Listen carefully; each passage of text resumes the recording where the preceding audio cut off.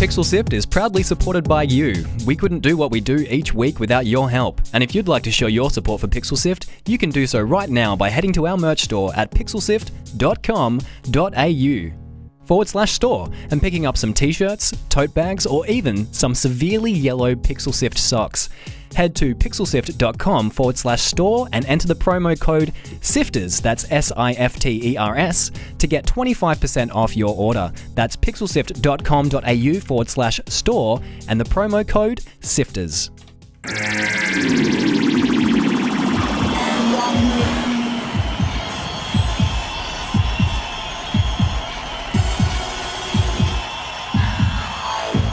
Pixel Sift. Hello and welcome to episode 94 of Pixel Sift. If this is the first time you're joining us, we're a weekly video game show where we talk to indie game creators from around the world and ask them why they create the things they do. My name is James, and though you might not have seen me that much on camera before, I was one of the founding members of Pixel Sift, and I'm taking on hosting duties today while Gianni's away. Joining me today is my co-host Scott. Hello, hello. And our guest this week is a creator of a mean GIF, and the developer of Dead Static Drive, Mike Blackney. Mike, thanks for joining us. Thank you for having me. Oh, you're welcome. You sound a little bit robotic there, but hopefully it corrects itself throughout the day. We've been following Dead Static Drive keenly, and we've been looking forward to getting you on the show to talk about how the game was made. We'll learn all about that in the second half of the show, but Scott, what are we talking about first? Well, are you a dirty, stinking cheater? Do you up, down, left, right, BA start? We've opened our manuals and flipped to the notes pages today. We're talking all about cheating in games, be they single-player cheats or those people who take their hacks online. All that and more coming up right now. You're listening to Pixel Sift, or you might be watching Pixel Sift on Twitch. Pixel Sift.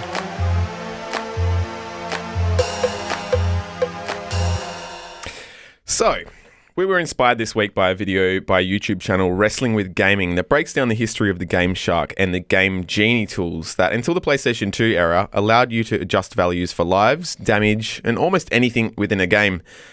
Mike, did you load up on the hex editor and give yourself an unfair advantage at any time back in the day?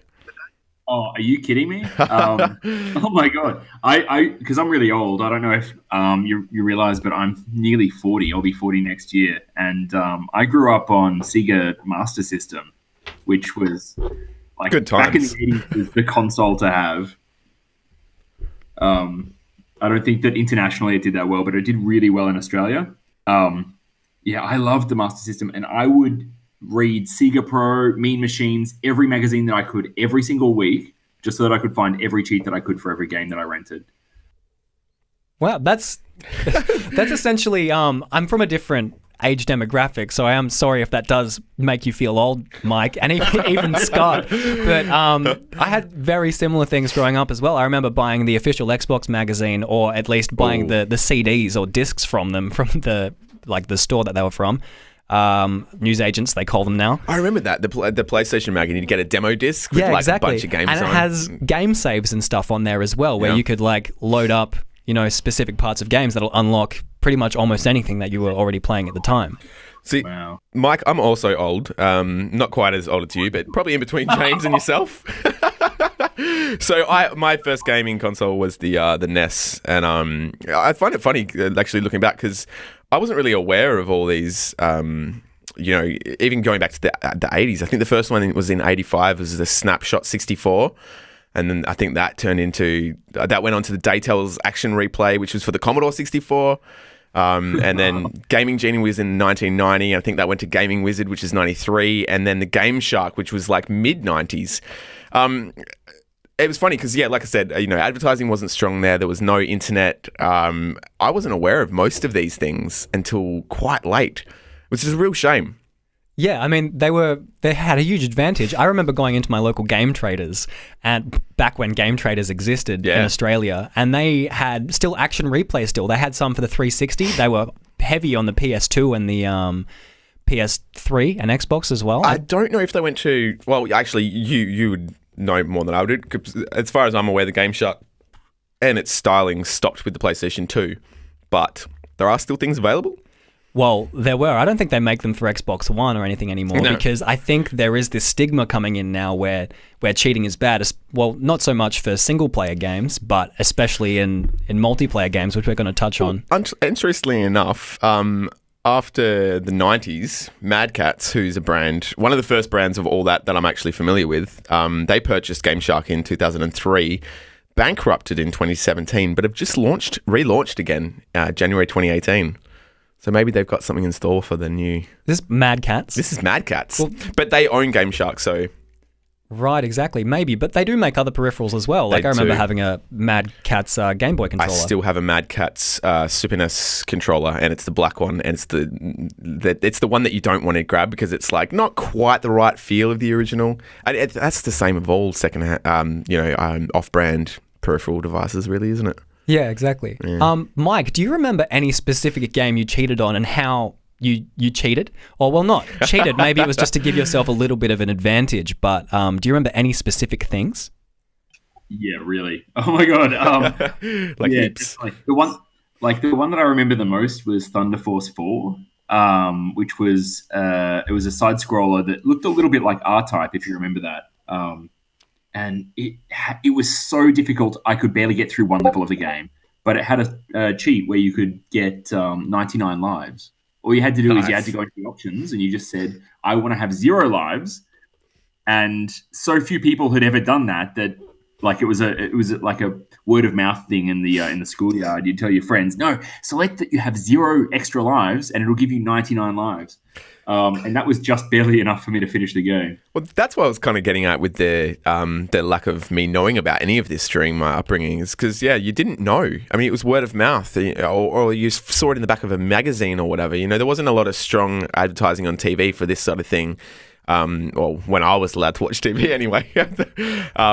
So you either heard about it from a friend that had been overseas or, something like that. It was really all from the schoolyard, yeah. Yeah, I actually, apart from those game saves that I was talking about and the official Xbox, whatever it was, like the PlayStation magazine, the whatever it was, whatever I was playing on. I remember playing Age of Mythology, and I used to do swimming training, and there was this guy at swimming training who's like, oh, there are cheats that you can do, and I was like, what? What? You mean I can get a bear with laser eyes shooting out, like on my team, helping me out? And that was probably the first time I remember cheating, but I still play Age of Mythology, and because it's such a slow game, I always use that cheat that speeds it up. I just bought finally the HD versions of AoE, and I mean, I think for me anyway, as a cheater, RTS is where it's at. I couldn't think of. I'm sure I've cheated in many games before, but consistently and I guess methodically, I would cheat in RTS and much of the like AoE, just because, it sped up the process. Also, you kind of like be able to live out your dreams of, building that huge army and rolling in and blah, blah, blah, and things that would take hours that I just kind of didn't have. We have had a little bit of walk down, like a nostalgia trip down memory lane. Oh, yeah, but it's going to be hard not to, I think, today. Yeah, exactly. But let's kind of move on to multiplayer games. Like I know there's a lot of stuff online about, especially Blizzard and Overwatch, about putting the ban hammer down and actually banning not only players' accounts, but players' hardware from ever playing the game again, even though they've spent money on it. Zero tolerance with Blizzard. It's you stuff up and you're banned. And yeah, exactly, a full ban of everything they can control. And I guess that's the difference between the cheating that we were just talking about and the cheating that you just mentioned there, is that, for lack of better terminology, that I feel that there's a good cheating or acceptable cheating and not so acceptable cheating. And one of those would be, I think the definition there and the difference is that one's online and involves other people trying to play the game just as it's meant to be played. And the other one is you by yourself just trying to, again, play the game how you want to play it. And that's fine. I think it's almost like what has turned into the modding community. Playing the game, like look at Grand Theft Auto Online, Grand Theft Auto, and you see all the videos of people modding it online. That's the new school version of it, I feel, in a strange way. Messing around with the codes and stuff. Yeah, like trying to give yourself cool characters. Like I suppose wanting to look like a certain person, let's say you want to be a giant teddy bear running around in Grand Theft Auto or something, is that the same as having unlimited like health in Grand Theft Auto? Because you're just playing the game how you want to play it. If you want to go around and shoot stuff without actually having to stop and start again, like You're maybe still that's cheating the system, how it's not meant to be used, regardless of how you qualify cheating. Are you going to put any cheats in any of your games ever, Mike? Yes. Oh, absolutely. I'd love to have cheats. I think that modding is fantastic, and I want people to mod my game if they can, if they're interested at all. Yeah, I love that. Like, I got my first job in the games industry from modding, and that's how I got where I am today. I would never have gotten there if it weren't for Unreal Tournament 2004 and being able to jump in and make your own camera modes, your own level modes. I made a few maps that like just did things that were different, and it was so exciting to do that, right? Yeah, I mean, undoubtedly, a lot of developers would have a similar story to you. You know, would be the first access that they had to kind of altering anything like that. On that note, we're going to move along to our next topic, which is talking to Mike Blackney, who's joined us about his game Dead Static Drive. But first, here's a message from one of our sponsors. Yo, video game dude, talk to me! This is Game Genie, Brokaloo, the awesome video game enhancer for your Nintendo Entertainment System. Attach it to most of your video games. Double Dragon 3 or Super Mario Bros. 3. You can go to any level. Live forever. Jump higher. Make your own effects. And get radical firepower.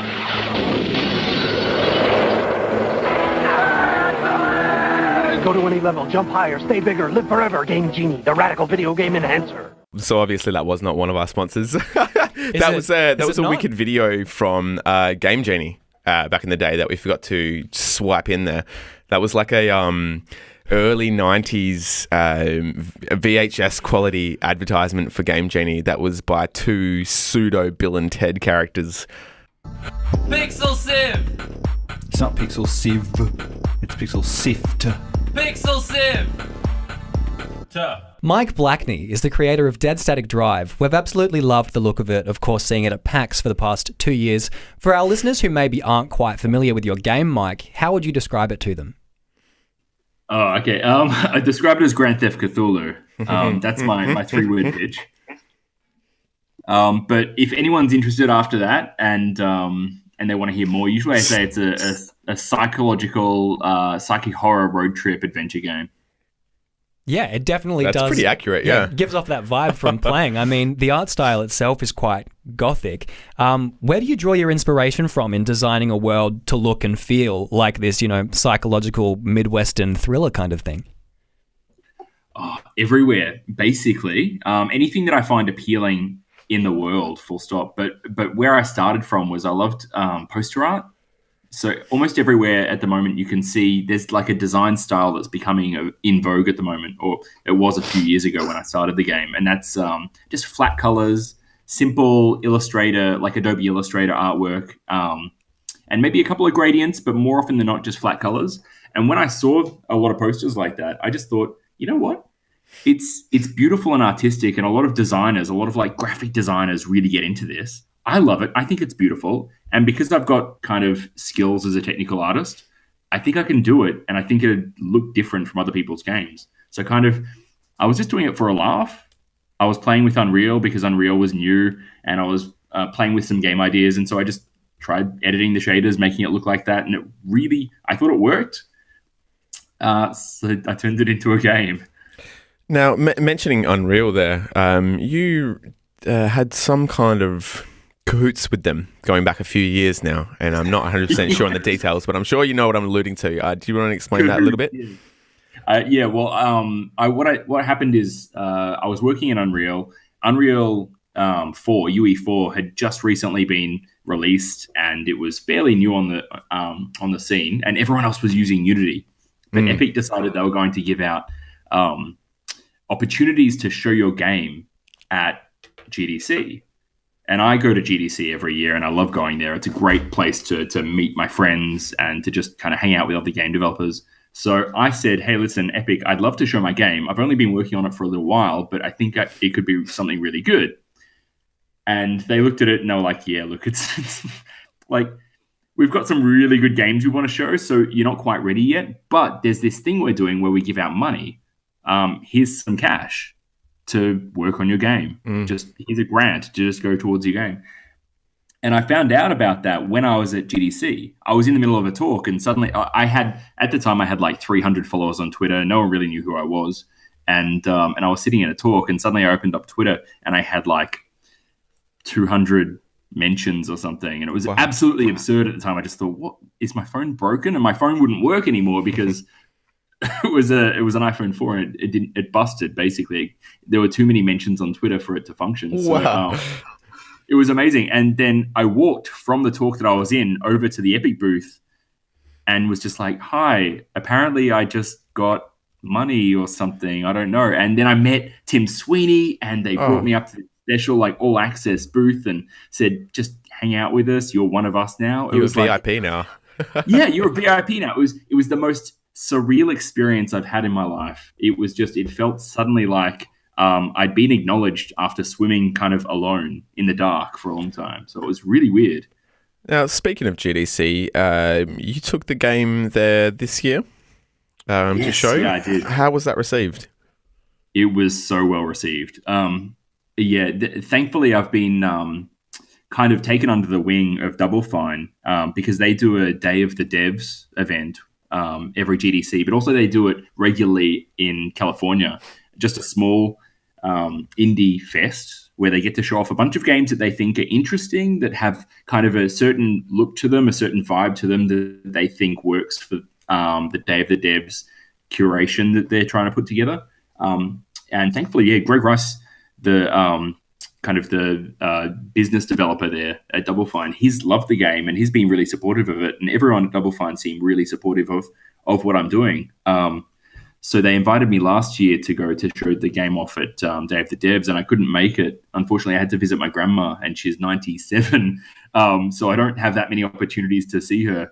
So I couldn't go. But then I said, listen, can I go to GDC and show it there? And they only had 12 games there. And they said yes. So I got to show it off, and we went to the Alamo Draft House, which is a cinema there, like a really cool cinema in the Mission District in San Francisco. And I got to show the game on a cinema screen in front of 400 other developers, play my game in front of people. And it was so surreal. It was amazing. And I've had nothing but good things happen since then. Lots of talks with press, with publishers, with people who are interested in helping me, which is always wonderful to hear from people who like believe in the game enough to be willing to put themselves out there and get in touch with me. It's just been phenomenal. The response has been amazing.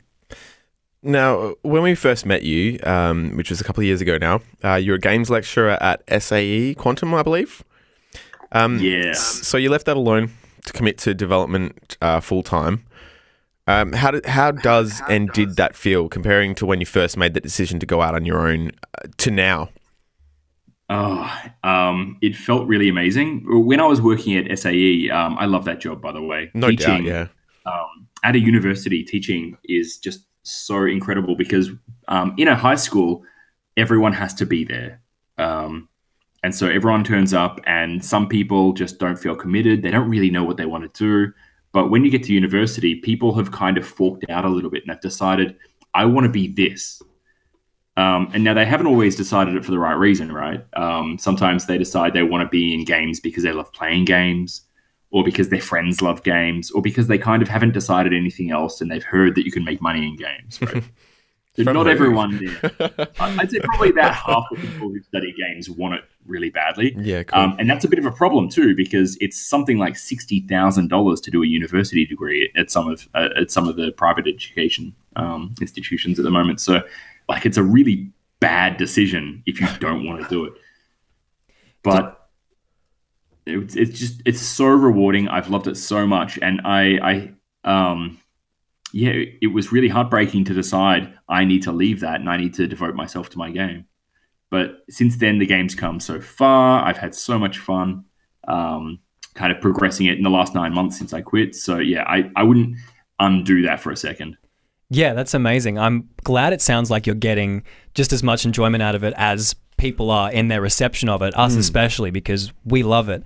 I've got a question from one of our Twitch viewers now, if that's okay, Mike. This is from Inflatable Cat, and he or she says, I think my favorite DSD GIF is... GIF? I never know, sorry. Doesn't matter. I think my favorite DSD GIF is one of the characters grabbing the gasoline pump, getting almost to a car, and then the pump line gets caught, and the character just falls backwards, lol.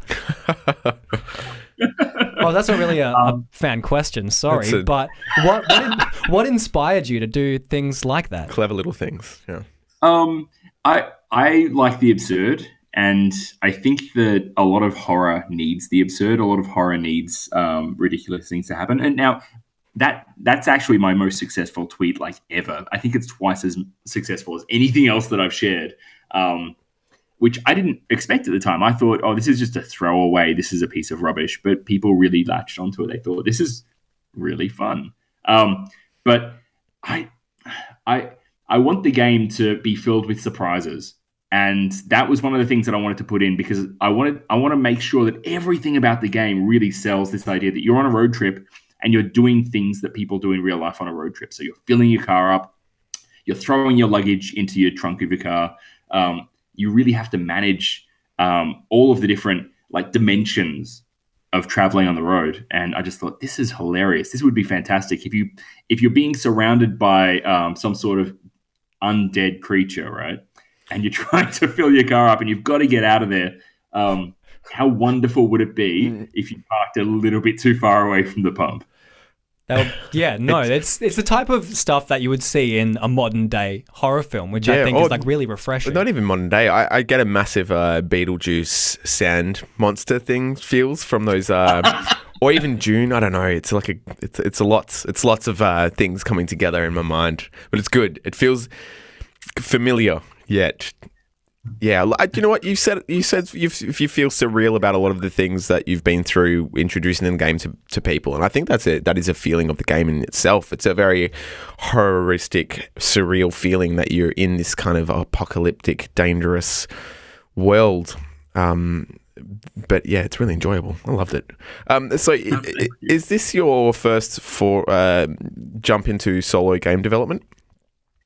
Yeah, it really is. I mean, I made one game that did moderately well on iPhone, which was called Zitstorm. Explain, please. Yeah, it describes itself. It's a pimple popping game, right?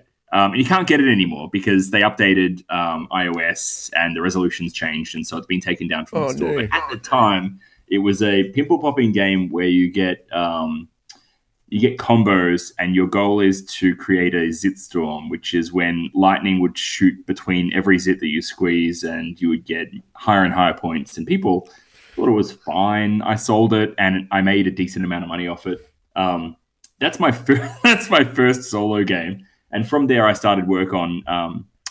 Before then, I'd been in the industry working on Xbox and PlayStation games, but nothing solo. And then I started a little business where I made a series of iPhone games for Fox and a couple of film studios that were local, and that kind of was fine. But I'm not really into designing games for other people. And I also worked on Antichamber with Alex Bruce. I worked on that for a little bit, and he got such amazing acclaim for that game for doing something that was big and bold and him. And the thing about Antichamber is you look at that game and it kind of is Alex Bruce. It's him. So much of him was put into the game. So much of his time was spent on it. It reflects his mental state at the time and who he was. Mm. And so seeing that and kind of it emboldened me, the idea that I could make this game that reflects me, that has me, right? I love horror. I love Kurt Russell. I love bad 80s movies. And so I should make something that reflects me. I should make something that has bad humor, that has frightening horror, that has Silent Hill elements, right? That has the kinds of things that I love and adore about video games, that they can make you feel things, that they can terrify you, that they can have mechanics that kind of really engage you, And while you're away from them, you want to go back and you just want to work that one thing out. And you think about them when you're at work all day and you're like, oh, I can't wait to get home and just level up my mace to the next level and see if I can, I love video games doing that. So I want to make sure that the things that I want about games, that I want there to be in games, I want to put them out there so that other people can enjoy them. Well, I think you've done a fantastic job of that. All of the things that you've expressed verbally to us are in the game mechanically and artistically and creatively. For people that are listening and getting hyped up about and they want to experience the game, when will we see a launch? I don't know. Sorry. You put some hard questions to you. That's one of the hardest. The two questions that I can't answer right now are when's the launch date and what platforms. Okay. And I really want to answer them soon. But if I give out an answer and then it ends up being incorrect, then people could get really upset. So my goal is to make it as soon as possible for as many platforms as I can get it on. And Sorry, that's absolutely fine. I mean, if people want to keep in touch with you and to keep up to date with what's happening, where can they get at you?